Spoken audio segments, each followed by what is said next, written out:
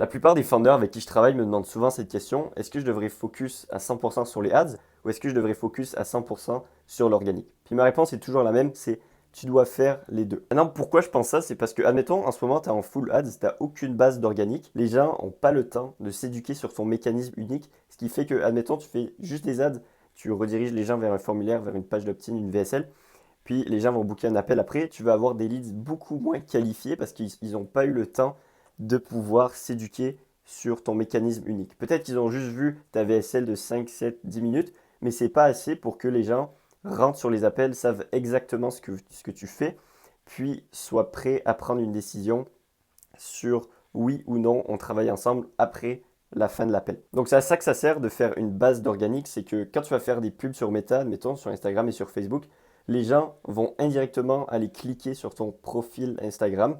Puis si tu n'as aucune vidéo, si tu n'as aucune vidéo qui explique ton mécanisme, si tu n'as aucune vidéo qui envoie vers YouTube ou sur YouTube, c'est des longs formats où tu éduques encore plus les gens sur ton mécanisme, sur comment tu règles les problèmes de ta cible, les gens ne sauront pas exactement ce que tu fais. Donc même s'ils finissent par booker un appel à la fin de la publicité, les gens seront aucunement qualifiés, ils ne sauront même pas pourquoi ils doivent show up sur l'appel.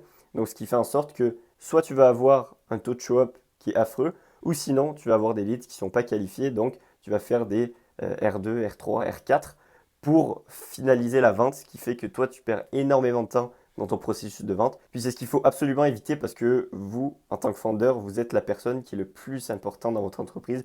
Donc vous ne voulez pas perdre de temps avec des gens qui ne sont pas qualifiés ou des gens qui vont no-show sur les appels.